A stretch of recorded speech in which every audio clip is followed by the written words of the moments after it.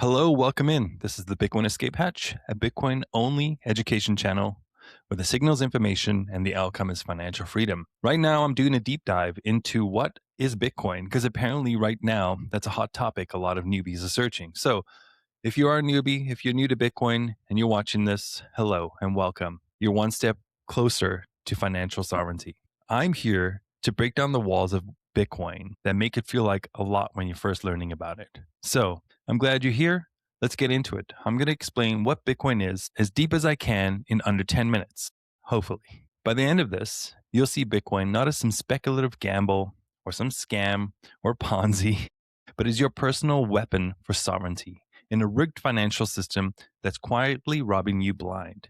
If this flips even one light bulb from, I'm not too sure, I think criminals use Bitcoin, to, I think it's time to stack sats, then my mission is accomplished. And if you're watching this, let me know if I flip that switch for you, because that would be a huge win for me. First off, Bitcoin is the world's first decentralized digital money, letting you send and receive value to anyone, anywhere, instantly, without begging banks for permission. It's locked down by a global army of computers enforcing unbreakable mathematical rules. Imagine gold coins, but upgraded for the future.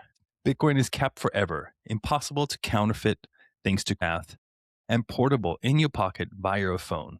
But unlike dusty old gold bars, Bitcoin can move at light speed, borderless across the world, and you can do it 24/7, 7 days a week. So why does the world desperately need this? Fiat systems are crumbling. Fiat systems like the dollar are centralized traps. Central banks print trillions out of thin air to fund wars, bailouts, and stimulus, inflating away your hard-earned savings. Whenever they print, all the money you have in your bank or plan to have when you retire is worth less. The US dollar and the Canadian dollar are almost the same. They have lost 96 to 97% of their purchasing power since 1913. The dollar your grandpa told you that would buy a feast now buys crumbs today, right? I'm sure we've all felt the pain at the grocery store. This is not an accident, it's by design. Thanks to the Cantillon effect, the people who print the money benefit the most. The people closest to the spigot, which is the money printer, benefit the most. Bitcoin flips this script. A hard cap of 21 million coins that is hard-coded into digital stone. No sneaky inflation. Issuance is predictable, all the way to 2140 when the last Bitcoin is awarded or sats is awarded. Like clockwork, it's money created by the people for the people, immune to corruption, bailouts, or debasement. In a world of drowning debt, Bitcoin is your lifeboat. Don't let them inflate your life savings away. Think of Bitcoin as your unbreakable personal vault, a global, indestructible safe you alone control, hidden in plain sight across the planet. The vault is the network, the Bitcoin network.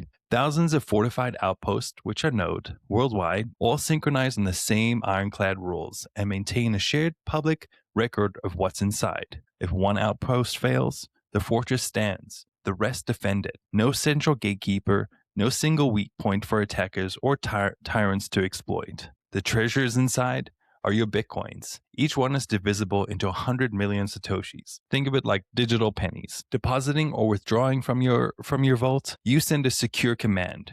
Transfer X sats from my vault compartment to this person's vault compartment, peer-to-peer. The network verifies it cryptographically, no fakes, confirms your authority with your private keys, and etches it permanently into the fortress record, which is the blockchain. The unbreakable security system, which is your private keys or your master key. Lose it, and even you can't access your coins. Share it, and it's compromised.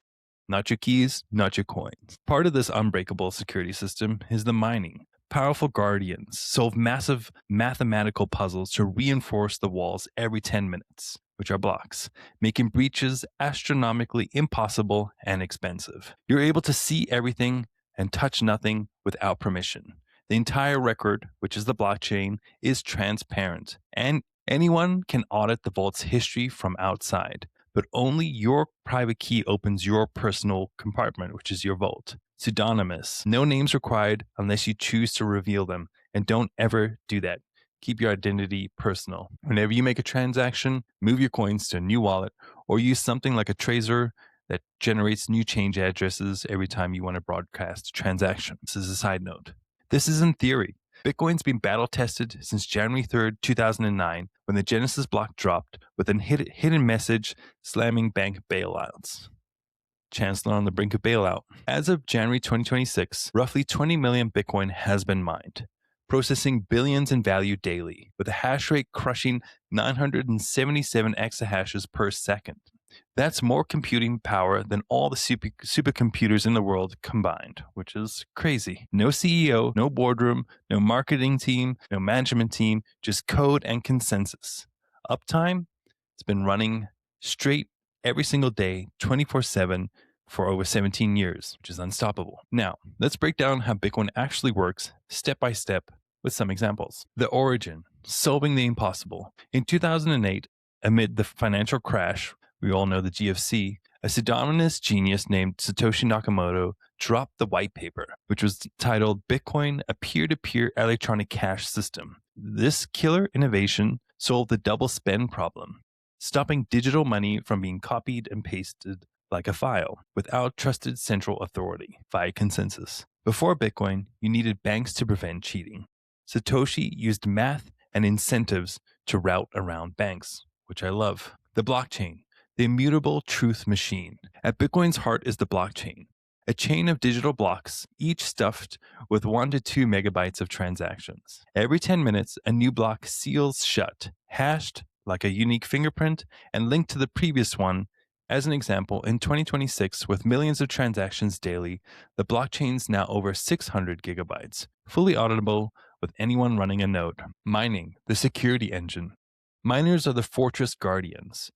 They race high-powered computers to solve complex math puzzles, which is called proof of work. The winner reinforces the next wall, which is adding the block, earns 3.125 Bitcoin plus all the transaction fees in there, and adds the block to the immutable ledger. Yes, mining costs energy, and is energy intensive on purpose. This makes attacks stupidly expensive. To breach the vault, you would need more power than entire countries. Miners flock to cheap green energy spots, like Iceland's hydro or Texas's wind, or Canada's hydro, and also El Salvador's geothermal. As of now, roughly 56.7% of mining runs on sustainable sources, up from 52% from last year.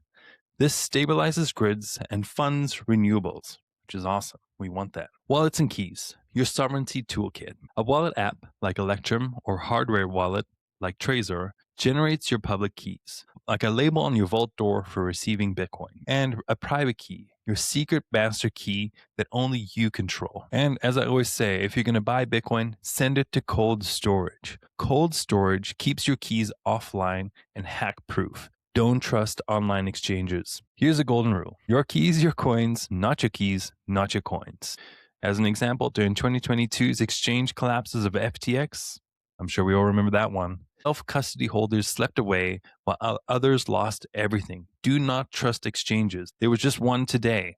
It's January 20th, 2026, and I heard that there was one in Australia that just went down, and users lost everything. Not your keys, not your coins. If you're going to buy Bitcoin, send it to cold storage, please. Nodes and true decentralization. Nodes are volunteer sentinels. Anyone can run one on a basic computer. They verify every transaction against the rules. No trust is required. As of now, over 15,000 nodes are active across the world. If one shuts down, nobody even notices. Halvings, the scarcity supercharger. Every 210,000 blocks, roughly 4 years, the mining rewards is cut in half, slowing new Bitcoin issuance. The next one is in 2028.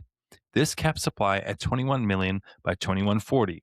Remember that what I was saying earlier in the video? Perfectly predictable. Like rare artifacts driving up value. Post-halving surges, this 2026 and 2025 has been pretty rough post-halving, but we have conviction. We know where it's going. It's about financial sovereignty. Self-custody means no bank can freeze your funds. Looking at the Canadian truckers in 2022, right? It's borderless. Send $1 million, if you have that much, across oceans for pennies. Remittances, ditch the 10% fees just for sending money. Real savings for people sending money back home.